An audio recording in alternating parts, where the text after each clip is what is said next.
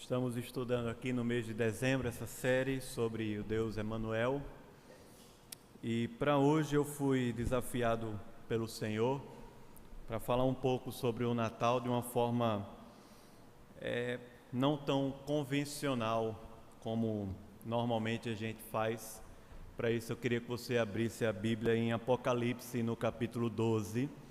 Nós vamos ler esse capítulo 12 de Apocalipse.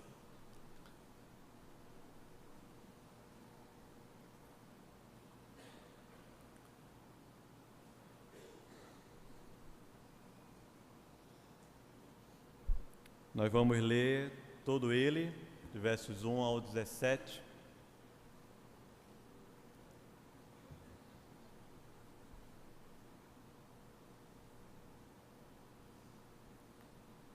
Você pode ler comigo, a gente faz de forma alternada, tá bom? Diz assim a palavra do Senhor.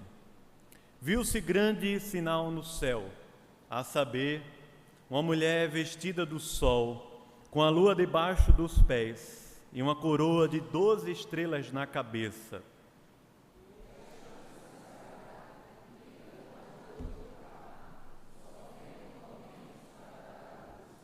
Viu-se também outro sinal no céu, e eis um dragão, grande, vermelho, com 7 cabeças, 10 chifres, e nas cabeças 7 diademas.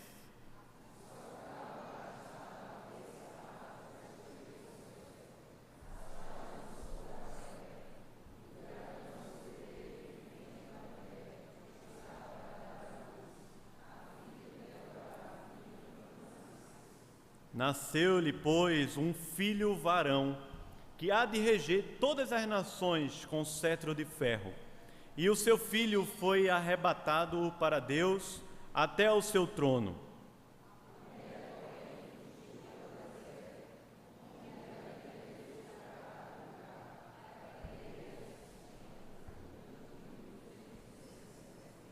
Houve peleja no céu. Miguel e os seus anjos pelejaram contra o dragão. Também pelejaram o dragão e os seus anjos.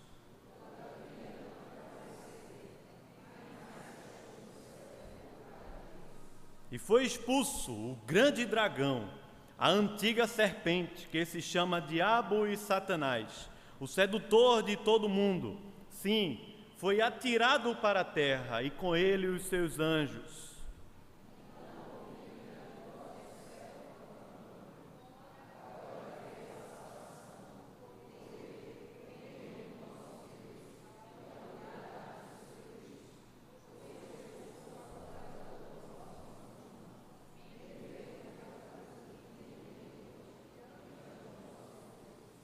Eles, pois, o venceram por causa do sangue do Cordeiro e por causa da palavra do testemunho que deram, e mesmo em face da morte não amaram a própria vida.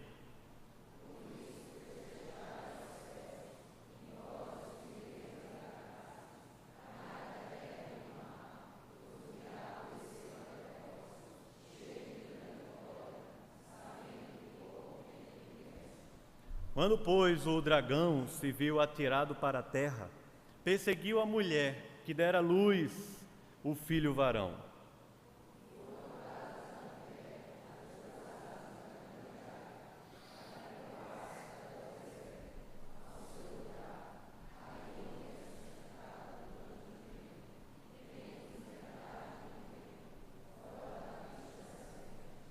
Então a serpente arrojou da sua boca, atrás da mulher, água como um rio, a fim de fazer com que ela fosse arrebatada por aquele rio.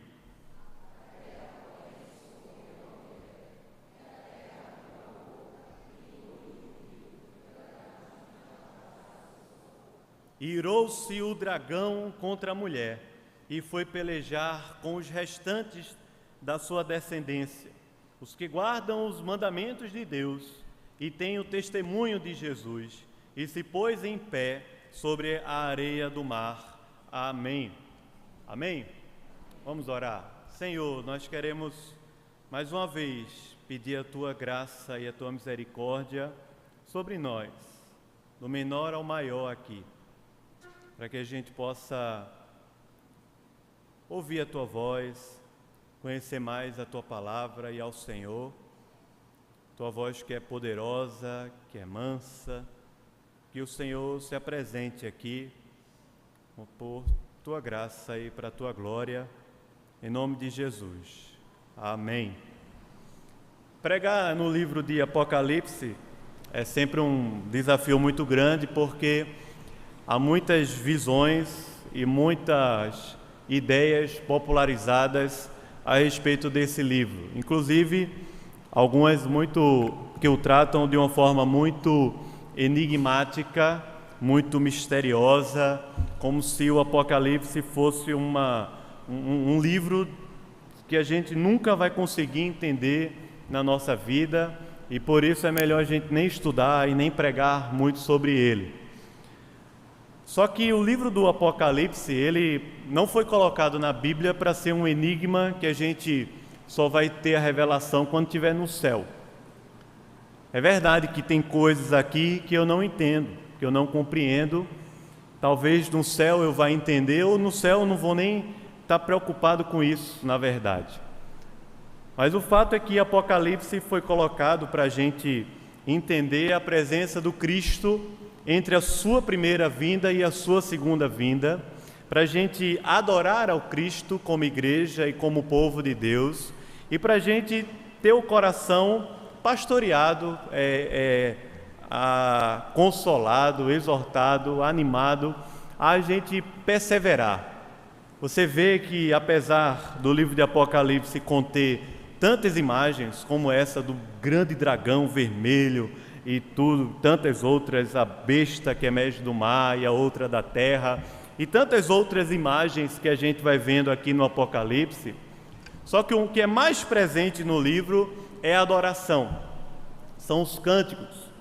O que é mais forte aqui no Apocalipse não são as imagens enigmáticas, poderosas, cheios de cabeças, de chifres, mas o que é mais poderoso é a presença do Cordeiro, é quando Jesus aparece, é quando Jesus vence, é quando Jesus consola a sua igreja e estabelece o caminho para a gente. Verdade que logo na estrutura do livro de Apocalipse, ela vai seguindo alguns ciclos, e esses ciclos você pode perceber que eles normalmente vão concluir na segunda vinda de Jesus.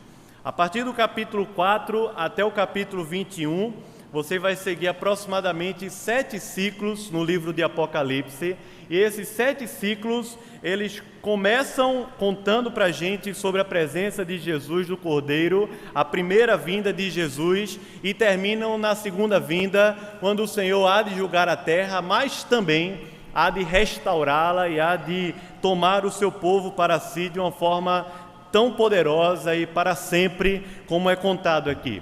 Do capítulo 4 ao 8, você tem esse primeiro ciclo contando para a gente sobre tudo o que vai acontecer entre a primeira e a segunda vinda de Jesus. Dos capítulos 8 ao 11, você vai ter esse mesmo ciclo. E aqui no capítulo 12, ele inicia o terceiro ciclo, que vai até o capítulo 14, contando para a gente como é esse período entre a primeira vinda e a segunda vinda, quando lá no capítulo 14 ele termina falando sobre a volta de Jesus, mais uma vez, como um ceifeiro que vem julgar a terra. E continua, capítulos 15 e 16, capítulos 17 ao 19, capítulos 20 e 21 até o versículo 6, mais ou menos. Você vai ver que vai se completar esses 7 ciclos, até o final, no capítulo 22 de Apocalipse, que vai contar para a gente como vai ser depois da segunda vinda de Jesus, que é a Nova Jerusalém.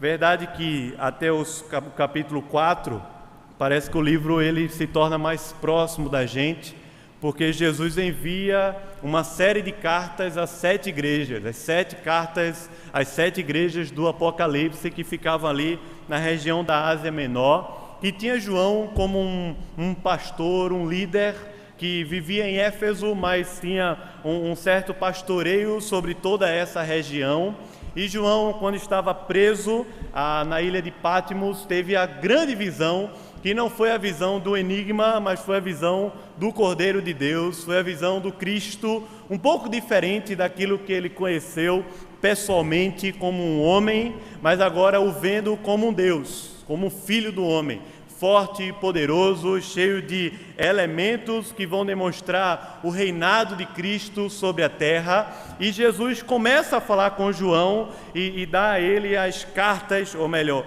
as cartas àquelas 7 igrejas, para também pastoreá-las. Eram igrejas reais. E o que é legal de ver é que na mensagem que Jesus tem a João para as igrejas, ela resgata no coração da igreja o Cristo, a visão do Cristo. O Apocalipse completo também, ele segue essa mesma trajetória, que é resgatando em nosso coração a visão do Cristo. Interessante porque quando a gente fala de igreja, a gente vai pensar nas coisas que a igreja precisa melhorar, nas coisas que são boas, nas coisas que são falhas.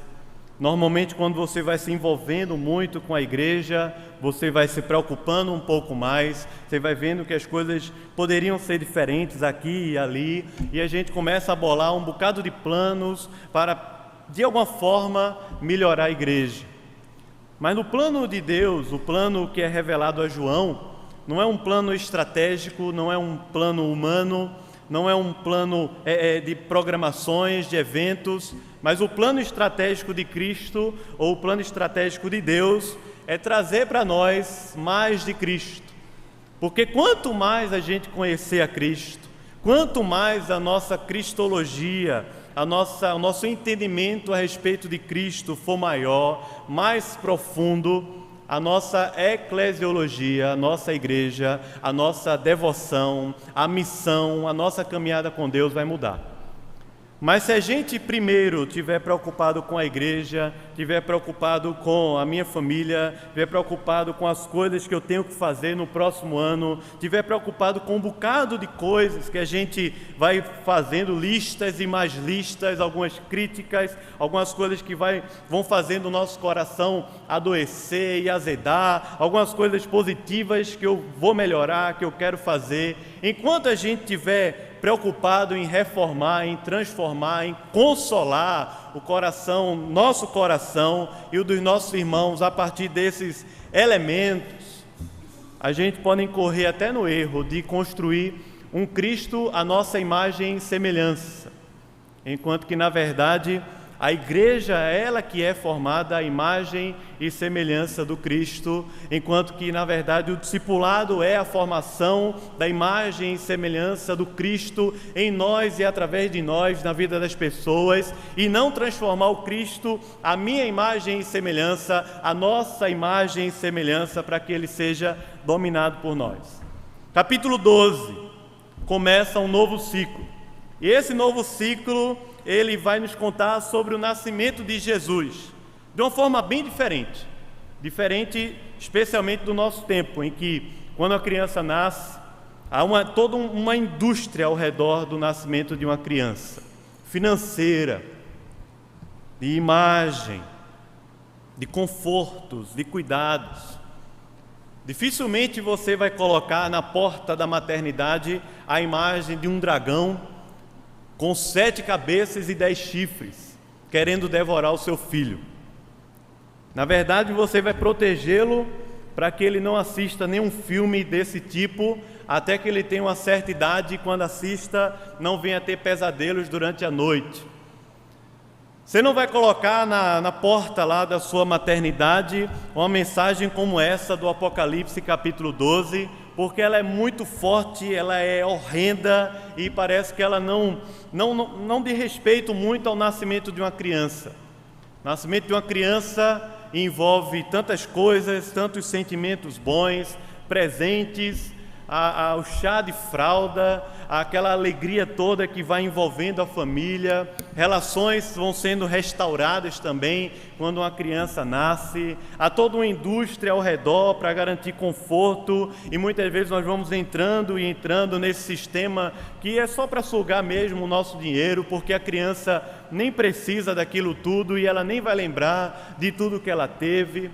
Mas o fato é que o capítulo 12 tira a gente dessa zona de conforto da maternidade e vai contar para a gente um pouco do que estava por trás da cena, inclusive por trás da cena daquilo que muito vai sendo construído em nossa mente a respeito do nascimento de Jesus.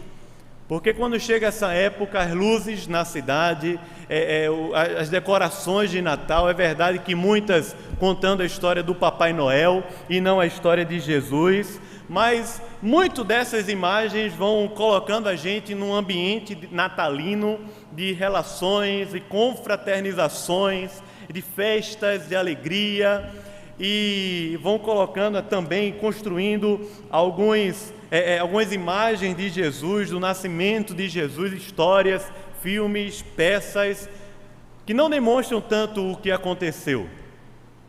Porque quando Jesus nasceu, a situação não estava tão fácil quanto parece para a gente. Quando Jesus nasceu, Maria não colocou uma árvore de Natal e fez uma confraternização com a família. Jesus nasceu, Maria com José fugindo. Quando Jesus nasce e os magos vão lá ao seu encontro, levam para ele, ao invés de fraldas, ao invés de uma roupinha com a imagem de um time de futebol, para que saia a foto lá no Instagram, não levam nada disso. Quando vão lá conhecer Jesus, levam ouro, que é próprio de um rei, levam incenso, que é próprio de um sacerdote, de alguém que está recebendo ali a adoração, e levam também mirra, que é próprio de alguém que nasceu para morrer. Nasceu para morrer. Difícil para uma mãe essa notícia. Eu tenho uma tia que recebeu essa notícia quando seu filho nasceu e disse que ele duraria 30 anos por causa de um problema no coração. Depois de muitas cirurgias, ele realmente morreu na casa ali dos 30, 32 anos, não lembro ao certo, a vida do meu primo. Mas é difícil para a vida de uma mãe ouvir de um médico que aquela criança vai morrer. E o texto lá nos evangelhos, Mateus, Lucas, especialmente Mateus e Lucas, vão narrando para a gente essa história que ela não é tão própria de uma maternidade no hospital português, ou Santa Joana, ou Esperança, não é próprio de uma maternidade nesses grandes hospitais, mas a narrativa vai contando para a gente uma maternidade que foi dura, que foi difícil, e enquanto isso acontecia, Maria ia guardando no coração as coisas que eram ditas, que aconteciam, o cosmos, a estrela que para e tudo que está acontecendo ao redor daquela criança que, mesmo sendo um bebê recém-nascido, está recebendo louvor e adoração de todos os povos da terra, porque os magos vêm do Oriente, a gente nem sabe qual a origem, talvez da Babilônia, porque por causa do ministério de Daniel lá na Babilônia, ninguém sabe. O fato é que vem do Oriente para adorar ao Cristo, se prostrar diante do Cristo. E aqui no capítulo 12, Jesus revela para João o que está por trás da cena. O que está por trás da cena é um grande dragão, com 7 cabeças, forte, com chifres que simbolizam o seu poder, 10 chifres, com diademas que vão trazer uma certa glória para esse dragão, porque ele acha na sua cabeça que ele governa a terra e que ele vai dominar a terra. Esse grande dragão que está fazendo de tudo para destruir a vida daquela criança. Esse grande dragão que está fazendo de tudo para destruir a vida dessa mulher que vai gerar a criança. E esse grande dragão que por não ter conseguido matar o menino, nem vencer a mulher, ele vai destruir a todos quantos vão seguir aquele menino. Não é fácil, é um dragão enorme, feioso. E do contrário das histórias de dragão, da mitologia, nas histórias para criança, por exemplo, que o Tolkien conta, o dragão desse capítulo aqui, ele não está dormindo e vai ser despertado de uma hora para outra para destruir a terra. A história que vai contar no capítulo 12 é de um dragão que está acordado, mas que está sendo direcionado para a sua morte e destruição, para que ele não tenha mais poder nenhum sobre a terra. Porque ao invés do capítulo 12 nos contar a história do dragão com medo, com temor, ao invés de contar a história do dragão como alguém que vai vencer, que vai destruir e vai causar muitos males, o capítulo 12 conta para a gente continuamente a história de um dragão que foi derrotado e que vai ser destruído e que não tem mais poder sobre aqueles que guardam o testemunho do Filho, que guardam a palavra do Filho, que guardam os mandamentos do Filho e que vivem em adoração ao Filho por causa da sua salvação para nós, porque o Filho rege a terra e todas as nações com cetro de ferro. Por isso que nós lemos um capítulo no Salmo número 2, dizendo: beijai o Filho, porque Ele governa as nações, Ele governa a terra toda, porque Ele venceu não somente o pecado, venceu também a morte, venceu também o reino das trevas e nos libertou do reino das trevas para o reino do Filho do seu amor. Por isso que o livro de Apocalipse não é uma história de medo, de terror, mas é uma história de adoração. É uma história de contemplação, é uma história de alguém que foi forte e poderoso para vencer e para nos sustentar em meio às nossas fraquezas, em meio ao nosso deserto, até que estejamos com Ele completamente na Nova Jerusalém. Depois da segunda vinda de Jesus, quando Ele virá de uma vez por todas para restaurar a terra e reinarmos com Ele eternamente. É um livro de adoração. Só que a adoração em Apocalipse, ela não começa quando a restauração acontecer lá na consumação dos séculos. A adoração em Apocalipse, ela começa hoje. Ela é contada para a gente como sendo no passado. Ela é contada para a gente como sendo no passado porque já é uma realidade presente. É presente. E é presente porque, na ordem de Deus, as coisas começam em Deus, começam no céu e se configuram na terra. A única vez na história da redenção em que as coisas aconteceram na terra para se configurar no céu é aqui, como ele está contando para a gente, quando Jesus nasce, quando ele encarna, quando resolve Deus beijar a terra com o seu próprio Filho. E quando Jesus é morto lá naquela cruz, e quando Jesus ressuscita, é quando Deus aqui na terra está comandando o que está acontecendo no céu. E o que está acontecendo no céu, enquanto essa história da redenção vai sendo cumprida na terra, é exatamente isso. Satanás foi derrotado. Amém ou não? Satanás fora derrotado de uma vez por todas.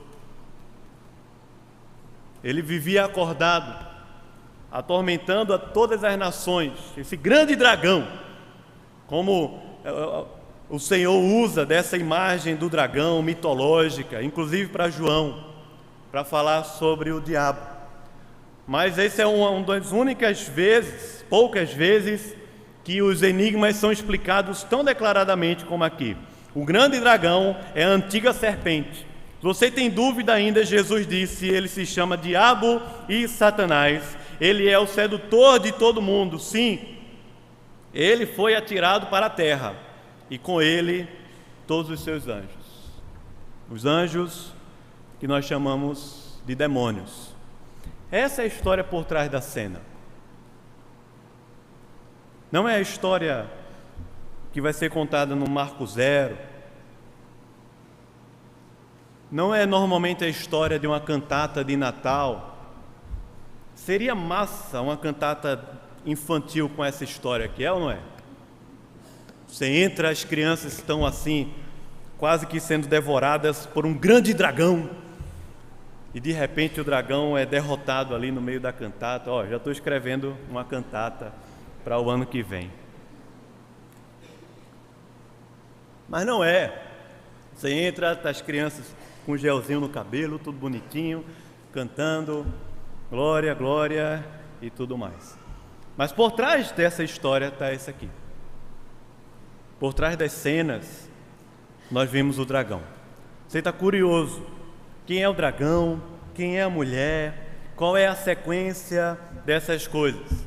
É mais ou menos assim como o capítulo 12 descreve para a gente. Primeiro, o grande dragão quer destruir essa mulher que está para dar à luz a uma criança. E é verdade que na nossa mente a primeira imagem que vem da mulher é Maria. Maria é essa mulher que gerou ao filho. E eu não tenho dificuldade de pensar que, se for Maria aqui no Apocalipse capítulo 12, torna ela santa, nos coloca na necessidade de adorá-la, de venerá-la. Não tem nada disso na Bíblia. Maria é colocada o tempo inteiro. Na verdade, ela mesma se coloca como uma serva do Senhor. Cumpra-se em mim a sua vontade. Porque ele encheu de bem os famintos e tornou vazia a casa dos ricos na oração de Maria. Mas quem gerou o filho não foi Maria. Quem gerou o filho foi Israel, foi a igreja, o povo de Deus. Quem gera o filho é a descendência que vai sendo ligada, interligada, interconectada ao redor da história humana e que nenhum dos povos da terra conseguiu destruí-la.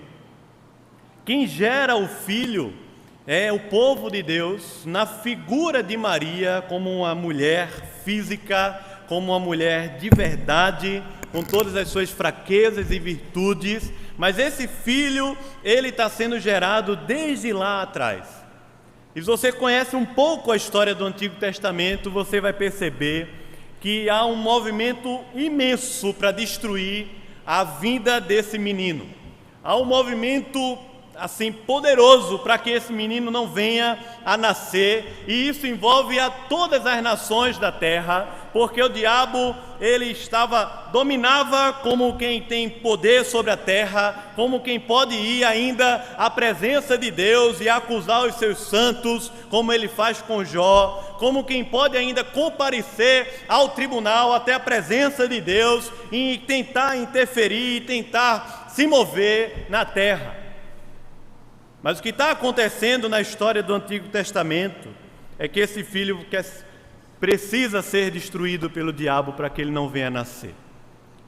Gênesis capítulo 3 diz para a gente, na queda, que Deus promete um filho à mulher, e diz lá que o descendente da serpente vai tentar destruir aquele filho, mas diz lá também que aquele filho vai pisar a cabeça da antiga serpente do dragão. Se você for continuando a história, você vai ver que à medida que o povo de Deus vai se configurando na Bíblia, e eu não acredito, não sigo a linha como se fossem dois povos diferentes. Na verdade, o povo de Deus é um só, Israel e igreja é um só, é o povo redimido de Deus, agindo no Antigo e no Novo Testamento. E você vai vendo que na formação do povo de Deus, a partir dessa linha, dessa descendência que vai sendo gerado o Filho, há um movimento de todas as nações da terra para destruí-lo. Você vê isso em Gênesis, a fome sobre a terra, por exemplo, o povo, os filhos de Jacó, de Israel, a quem está sendo dada a promessa de Deus, Abraão, Isaque e Jacó, vai morrer de fome na terra.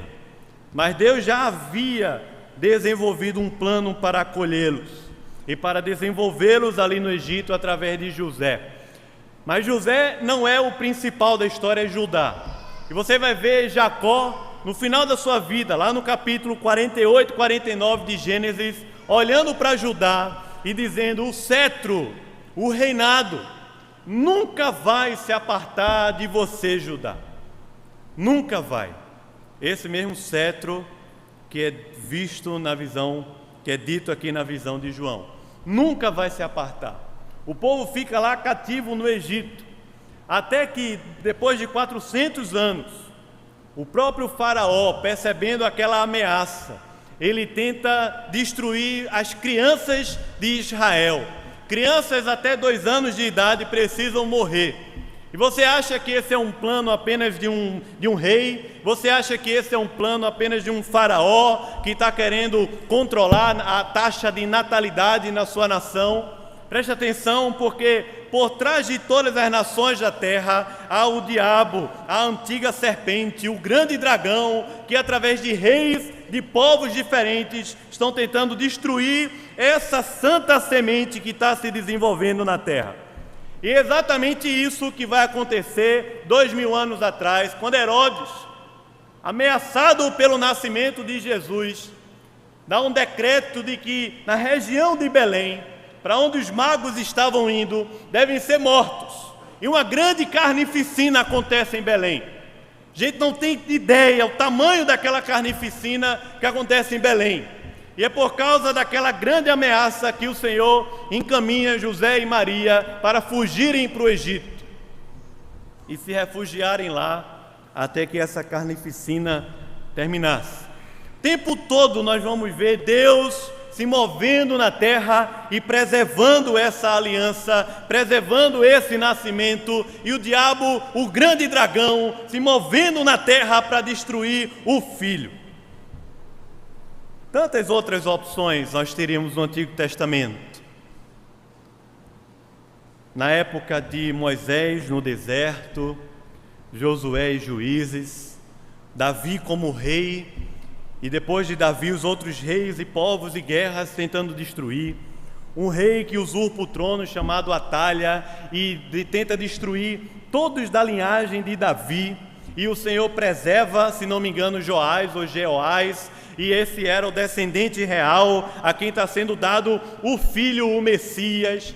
Acabe com Jezabel, que tenta destruir a todos que faziam parte da adoração a Deus, o povo de Deus. As nações ao redor, o cativeiro lá na Babilônia de 70 anos, que traz uma grande destruição sobre Judá, mas que aquela destruição toda, política, econômica, militar, não é poderosa o suficiente para matar essa santa semente que está se desenvolvendo sobre a terra. Depois do Império Medo-Persa, um grande decreto de Ciro que morram todos os judeus que estão lá, desde a Rússia até a Índia, em todos os limites do nosso território, todos os judeus devem morrer, e Deus preserva através de Esté a todos os judeus para que Jesus pudesse nascer, Deus pudesse beijar a terra, no tempo e no espaço, e efetuar os seus grandes planos e propósitos, vencendo a serpente, vencendo o dragão, e nos tomando para si como um povo que é vencedor, e não como um povo que é derrotado, e não como um povo que ainda vive dominado e cativo pelo diabo, pelas suas forças, pela sua magia, mas um povo que vive em adoração, no meio do deserto, no meio da tribulação, no meio da perseguição, mas em adoração ao Senhor. E essa é a história que nós estamos vivendo. Jesus é descrito lá no Evangelho de Lucas, capítulo 10, Jesus dizendo que quando os seus discípulos vão anunciando o reino de Deus, ele diz em Lucas capítulo 10, eu vi a Satanás caindo do céu como um raio. Ele foi derrotado. E os discípulos voltam assim felizes porque estavam vendo o governo de Deus sobre a terra, o reinado de Deus chegando, reestruturando vidas, reestruturando o corpo de pessoas, almas sendo libertas. E Jesus diz, presta atenção, não se alegrem porque os demônios se submetem a vocês, porque vocês fazem curas. Se alegrem antes, muito antes do que isso, porque o seu nome for escrito no livro da vida. E porque for escrito no livro da vida, você faz parte dessa história, desse reino, desse governo de Deus, dessa presença majestosa de Deus sobre a terra. É aí que vai contar para a gente que, enquanto Jesus efetuava os planos eternos de Deus, Miguel e seus anjos estão derrotando o diabo e os seus demônios, e estão colocando-os cada vez mais a um processo de perda de força, de perda de poder. É isso que vai contar no capítulo 20 de Apocalipse. O diabo fora derrotado, ele ainda age, e ele age, como diz em Mateus 24, versículo 24, para enganar, se possível, até os eleitos de Deus.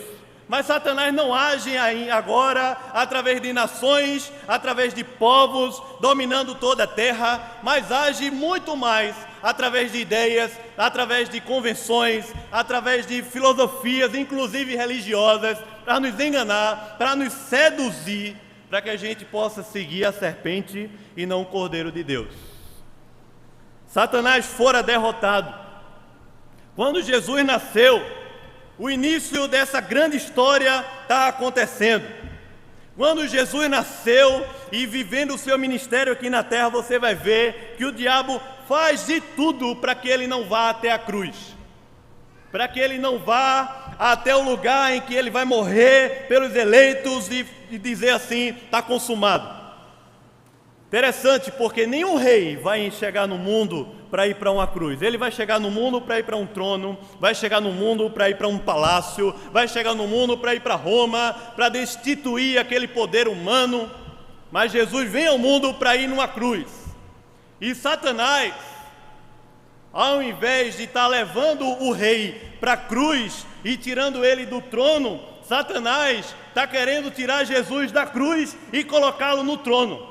Porque é essa a grande artimanha e a grande cilada que o diabo repercute no mundo, na terra, em nossa vida. Foi o que ele fez com Jesus. Ao invés de tirar Jesus do trono e jogá-lo numa cruz, ele quer tirar Jesus da cruz e colocá-lo no trono, como é na nossa vida. Ao invés de Satanás estar tão ávido por nos colocar numa cruz, ele quer nos colocar num trono. Porque Satanás sabe que quando sentamos no trono, quando assumimos o governo, o controle da nossa vida, nós perdemos o reinado de Deus, o Evangelho de Jesus, agindo poderosamente em nosso coração. Ele sabe como é que faz a coisa, e age especialmente através da cobiça, do engano, porque ele já está amarrado, destruído, envergonhado, como Paulo diz em Romanos capítulo 16, debaixo dos nossos pés. Como Pedro diz, 1 Pedro 5,8, dizendo que ele está como um leão ao redor, leão que ruge querendo nos devorar. Mas também 1 João nos diz que o maligno não nos toca, porque ele já fora destruído, já fora derrotado por Jesus. E o Natal, por trás da cena, por trás do menino, por trás da manjedoura, é o anúncio da derrota do império das trevas, da vitória do reino da luz de Jesus aqui na terra, para nós. O povo que foi escrito no livro da vida, antes da fundação do mundo, e que vive aqui como se vivesse na eternidade. Ainda na terra, mas orando: Senhor, faz a tua vontade, hoje na terra como ela é feita no céu. Porque o Evangelho nos introduz numa realidade espiritual que nenhum ser humano pode viver. É a realidade de viver a eternidade na terra. Viver a vida eterna ainda aqui. Viver o Evangelho poderoso, a presença de Deus ainda na terra. Simplesmente porque Deus resolveu beijar a terra, se fazendo homem e habitando entre nós. Por isso que, no meio de uma grande batalha, há uma poesia.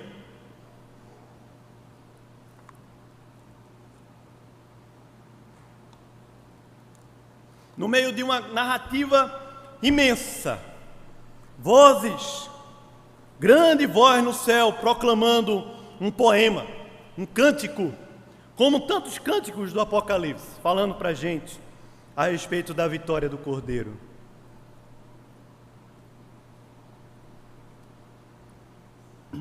Primeiro, diz que o Filho veio reger todas as nações com cetro de ferro. Depois no cântico, a grande voz do céu está dizendo para a gente: agora veio a salvação, o poder, o reino do nosso Deus e a autoridade do seu Cristo, pois foi expulso o acusador de nossos irmãos, o mesmo que os acusa de dia e de noite diante do nosso Deus. Eles, pois, o venceram, nós vencemos por causa do sangue do Cordeiro e por causa da palavra do testemunho que deram, e mesmo em face da morte, não amaram a própria vida. Por isso, festejai, ó céus, e vós todos os que nele habitais. Ai da terra, ai do mar, porque o diabo desceu até vós, cheio de grande ira, sabendo que pouco tempo lhe resta. Por isso que, no meio da narrativa, um cântico. E esse cântico, além de adorar o Cordeiro, ele nos aconselha também. Nos aconselha dizendo que, nós somos o povo que, ao mesmo tempo que festejamos nos céus, nós somos o povo que batalhamos na terra. Ao mesmo tempo que festejamos nos céus, porque Ele já venceu, porque Ele nos deu da sua salvação, do seu poder, do seu reino e da sua autoridade, nós também batalhamos na terra. Nós triunfamos no céu e já vivemos esse triunfo poderoso de Deus, mas batalhamos na terra, militamos na terra, mas não militamos para fazer algo novo acontecer, militamos porque algo já aconteceu. Cordeiro de Deus tirou o pecado do mundo, Cordeiro de Deus venceu o grande dragão. E diz o texto que resta agora pouco tempo para o dragão, pouco tempo. E esse pouco tempo que resta ao dragão é justamente para nos enganar e nos seduzir. Justamente para isso. Através de duas coisas, pelo menos, eu quero me arriscar a dizer, baseado no capítulo 13 de Apocalipse, através de pelo menos duas coisas: poder e publicidade. O finalzinho do capítulo 12 nos coloca no capítulo 13. O finalzinho do capítulo 12 diz que Satanás não conseguiu derrotar aquela mulher. Em tempo nenhum da história, Satanás conseguiu derrotar a mulher. A mulher é o povo de Deus se desenvolvendo sobre a terra até o nascimento de Jesus, representada por Maria, como também somos representados por Eva na criação. Eva representando o visível, Eva representando a criação visível, Deus estabelecendo tempo e espaço, matéria, e Maria representando o invisível, Deus estabelecendo a sua salvação e o seu reino através de uma mulher. Essa é a história que está acontecendo. Mas diz aqui no finalzinho que o dragão está irado. E agora ele vai pelejar contra todos os que restam daquela descendência. Todos. Isso inclui a gente. E nos coloca no capítulo 13, porque o capítulo 13 conta a história da besta que emerge do mar e a besta que emerge da terra.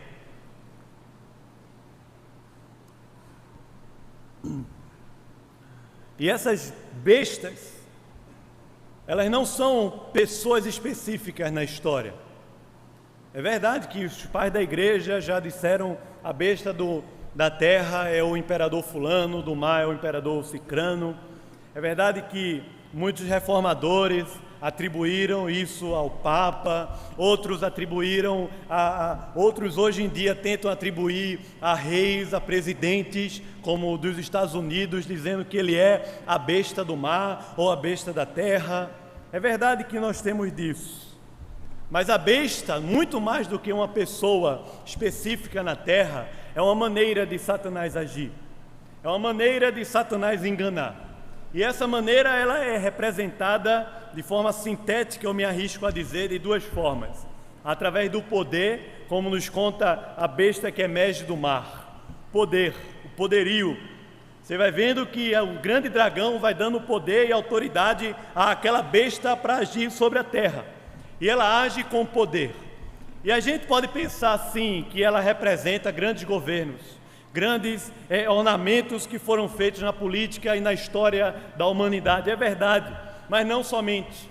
Porque o poder não está somente nas coisas macro, mas muito mais do que o poder se manifestando no macro do mundo, do globo que nós vivemos.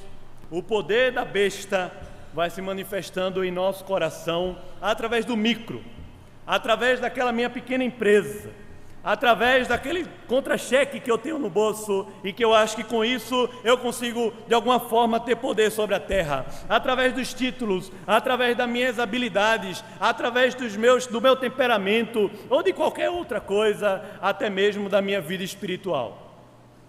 Tem muita gente usando, ou melhor, todos nós somos tentados a usar das nossas virtudes para termos poder. E toda vez que agimos assim, nós estamos sendo enganados pela besta. Estamos sendo enganados pelo grande dragão. Porque, se possível, ele vai enganar os eleitos e anda como um leão querendo devorar a nossa alma. Mas a besta que emerge da terra fala para a gente da publicidade, da propaganda. Por que eu quero dizer isso? Porque a besta é aquela que tem imagem do cordeiro, mas é uma besta. A besta que emerge da terra, o dragão, na maneira como ele se manifesta entre a primeira e a segunda vinda de Jesus, quando ele será de uma vez por todas, perderá de uma vez por todas o seu poder e a sua ação na terra. Se emerge da terra, se apresenta para a gente como uma imagem daquilo que ele é, mas não é. É a imagem de um cordeiro, é a imagem de uma coisa boa, é a imagem de um benefício que eu vou receber. É a imagem que não representa a essência, é a imagem que não representa o coração, é a reputação, é aquilo que os outros estão vendo de mim, é aquilo que eu estou tentando me abraçar para apresentar uma imagem que na verdade não é o real. E todas as vezes que nós vivermos ou buscarmos as ideias morais, filosóficas, monetárias, comerciais, para fingir uma coisa que na verdade o coração não é, nós agimos na terra dominados pelo dragão, a antiga serpente, a besta que emerge da terra e que vai tentar nos seduzir, não como a imagem de uma besta cheia de cabeças e chifres, mas vai tentar nos seduzir como a imagem de um cordeiro, aquilo que nós mais adoramos, aquilo que nós mais gostamos, aquilo que nós mais veneramos, aquilo que a gente acha que mais precisa. É assim que o diabo age. Por isso que ele é um leão que está tentando nos devorar ao nosso redor. E ele não vai fazer isso aparecendo na frente da gente, cheio de cabeça e chifre, porque você vai sair correndo, eu também. Mas vai fazer isso através do poder e da propaganda e da publicidade, que apresenta para nós uma coisa que não é verdadeira, uma expectativa que não é realidade. A expectativa que nós vivemos é de viver o céu na terra, mas a realidade é que nós vivemos no meio de uma grande batalha espiritual. E essa grande batalha espiritual, ela já foi vencida. Satanás já foi derrotado. E ele não estava dormindo e foi acordado quando Jesus nasceu. É o contrário das histórias. Ele estava acordado e agora está se encaminhando para adormecer e perder todo o seu poder, porque Cristo nasceu, porque Cristo se fez carne, porque quando Jesus estava efetuando os planos eternos e divinos na terra, os céus estavam se movendo, os reinos espirituais estavam se movendo através da terra. E agora, por causa de Jesus, O reino de Deus se move na terra hoje, no tempo e no espaço, porque já se moveu nos céus e porque se move nos céus. Por isso que nós somos o povo que liga na terra o que já foi ligado no céu e desliga na terra o que já foi desligado no céu. Nós somos o povo que vive a eternidade de Deus na terra por causa do Natal, porque no Natal o grande dragão fora destruído. E por isso que Paulo diz: se revista da armadura de Deus, para ficar firme contra as ciladas. Cilada é aquela artimanha, aquela pegadinha que o inimigo vai querer usar, através do poder ou da propaganda. Revesti-vos de toda a armadura de Deus, para poder ficar firmes contra as ciladas do diabo, porque a nossa luta não é contra carne e sangue, mas sim contra os principados e potestades, contra os dominadores desse mundo tenebroso. Por isso, portanto, revesti-vos de toda a armadura de Deus. E ele vai descrevendo para a gente em Efésios capítulo 6, quais são os elementos dessa armadura. Os elementos: a justiça de Deus, a verdade que não é uma ideia, mas uma pessoa, o capacete da salvação, o escudo da fé, a espada da palavra e do Espírito e a oração que nos conecta à presença de Deus. Como é que está a sua decoração de Natal em casa, irmão? Para a confraternização da família. Que tal chegar em casa e colocar um dragão com a cabeça destruída assim na sala? Amém? Com 10 cabeças, 7 chifres, 7 cabeças, 10 chifres. Para seu vizinho não ir lá roubar a ceia de Natal, é uma boa estratégia. Ninguém vai entender, mas quem é de Deus entende, porque é assim que a história vai ser contada por trás da cena, para que nos reste adorar, para que nos reste proclamar a palavra de Deus. Como é visto aqui, a adoração, a proclamação, os anjos proclamam, e a Bíblia diz em Hebreus que os anjos anelavam proclamar aqui na terra, e é nos dado esse privilégio. Mas os anjos nos céus proclamam a grandeza de Deus, e os povos da terra conhecem a Deus através de nós, à medida que adoramos e proclamamos as grandezas de Deus, a salvação, o poder, o reino e a autoridade do seu Cristo. E à medida que vivemos, como ele diz, baseado no sangue do Cordeiro, guardando os mandamentos de Deus e o testemunho de Jesus na nossa vida, quando a santidade e a presença de Deus se torna o maior adorno de um Natal. Não é a roupa nova, não é a maquiagem, mas é a santidade de Deus, o maior adorno que a gente pode vestir no Natal. Vamos orar? Se você puder fechar os olhos para a gente orar.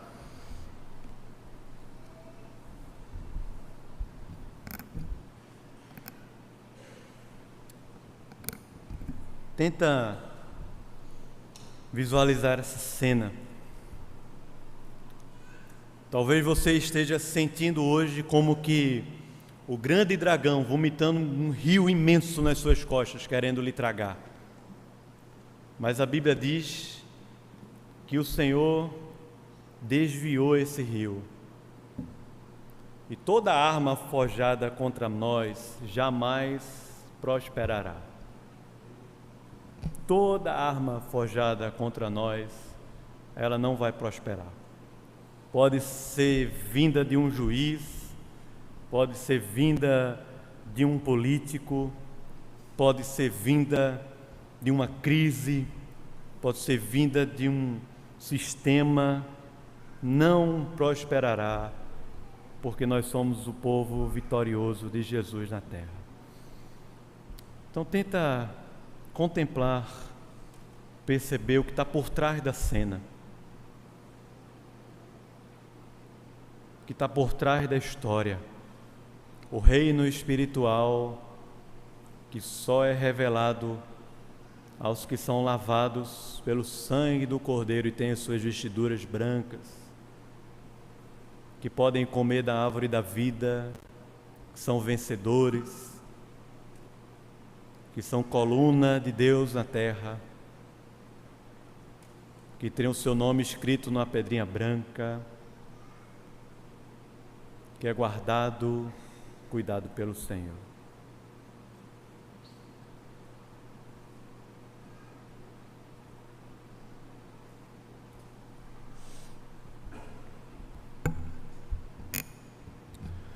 Ó Senhor, nós queremos Te adorar, Deus Pai, Filho e Espírito. Adorar o Cordeiro de Deus, que trouxe à nossa história o cumprimento de tudo isso que é eterno, cósmico, espiritual. Por causa disso, nos deu livre acesso ao Pai, nos fez vencedores sobre o pecado, sobre a morte, sobre o reino das trevas. Nos deu autoridade sobre demônios, autoridade sobre o reino das trevas, autoridade para diante de reis e poderosos ter a palavra sendo colocada na boca pelo Espírito, autoridade para ligar e efetuar na terra o que já foi ligado no céu e desligar o que já foi desligado nos céus. O Senhor nos deu as chaves desse reino e nós somos tão pequenos, tão fracos, e o Senhor nos fez fortes, valentes, poderosos. Nós somos derrotados, nós somos uma própria derrota. Somos derrotados pelo nosso coração, pelo nosso orgulho, pelas nossas vaidades. Somos derrotados pelos nossos sonhos, pelas nossas expectativas. Mas o Senhor nos fez mais que vencedores em Cristo Jesus. Nós queremos assim Te adorar, com pouco que nós temos, 5 pães e 2 peixinhos. Entregar ao Senhor e pedir, multiplica, Senhor, da Tua presença na nossa vida, na nossa casa. Multiplica a Tua provisão nesse novo ano, multiplica as Tuas bênçãos, multiplica o Teu agir, a Tua glória em nossa vida, em nosso coração, para que ela possa contagiar multidões aqui onde vivemos, com o testemunho do Senhor e a palavra do Senhor guardados em nosso coração. Abençoa-nos, Pai, a cada um que está aqui, muitas vezes perseguidos, talvez opressos por reinos das trevas. Dá-nos discernimento espiritual e força para crermos na Tua vitória e agirmos aqui com as forças espirituais, na força do Senhor, na força do Teu poder e para a Tua glória, Senhor. Abençoa cada um de nós, que a visão do Cordeiro de Deus seja mais real e mais forte do que a do dragão e das bestas, dos enganos que nos assolam em nossa vida, Senhor. Para a Tua glória, em nome de Jesus. Amém. Amém.